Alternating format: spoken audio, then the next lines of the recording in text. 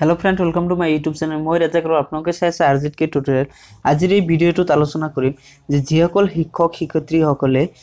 NI ওএছৰ আন্ডাৰত কাম কৰি আছে পাঠদান কৰি আছে তেওঁলোকৰ বিষয়ে আজি আছে গুড নিউজ আৰু লগতে আছে বেড নিউজ তো আগতে বেড নিউজটো শুনি লওক তো কি আছে হেখিনি তো এই ভিডিওটো প্ৰথম পৰা হেকলৈকে চাই থাকিব মই গুটেখিনি এই ভিডিওতে কৈ দিম তাৰ নোটিফিকেশনটো আছে মোৰ ডেসক্ৰিপচনত এটা লিংক আছে এই লিংকটোত ক্লিক কৰিব আৰু নোটিফিকেশনটো পাই যাব অফিশিয়াল নোটিফিকেশনটো তাত আপোনালোকে সুন্দৰকৈ পঢ়িব পাৰিব তো মই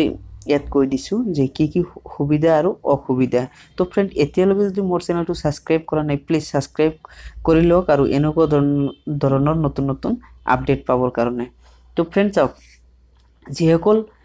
শিক্ষক শিক্ষয়িত্ৰীসকলে যে তেওঁলোকক 2 বছৰ আগত কেন্দ্ৰীয় চৰকাৰৰ পৰা অৰ্ডাৰ কৰিছিল যে ডিএলএড বা বিএড কমপ্লিট কৰিব লাগিব নহলে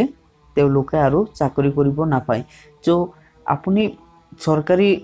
শিক্ষক হওক আৰু প্ৰাইভেট শিক্ষক হওক যদি আপুনি ডিএলএড বা বিএড ডিগ্ৰীটো নাই তেতিয়াহলে আপুনি 1 এপ্ৰিলৰ পৰা 2019 1 এপ্ৰিলৰ পৰা আপুনি পাঠদান কৰিব নোৱাৰিব এইখিনি কথা উল্লেখ কৰি দিছে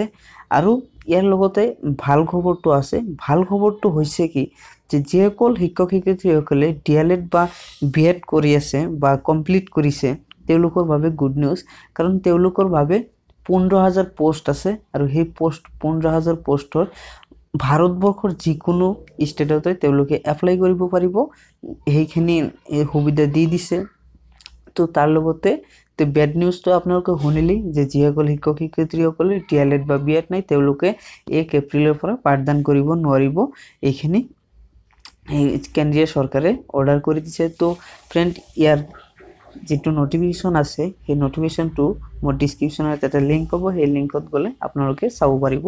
যে কি কৈছে ইয়াৰ বিষয়ে আপোনালোকে বিতংভাৱে পঢ়িব পাৰিব আৰু জানিব পাৰিব এইখিনি উল্লেখ কৰা আছে তো ফ্ৰেন্ড আজিৰ ভিডিও মানে যদি ভাল লাগিছে নিশ্চয় এটা লাইক কৰিব আৰু চেনেলটো সাবস্ক্ৰাইব কৰি ৰাখিব কাৰণ মই ডেইলি এনেকুৱা ধৰণৰ নতুন নতুন খবৰ আপডেট দি থাকো তো ফ্ৰেন্ড থ্যাংক ইউ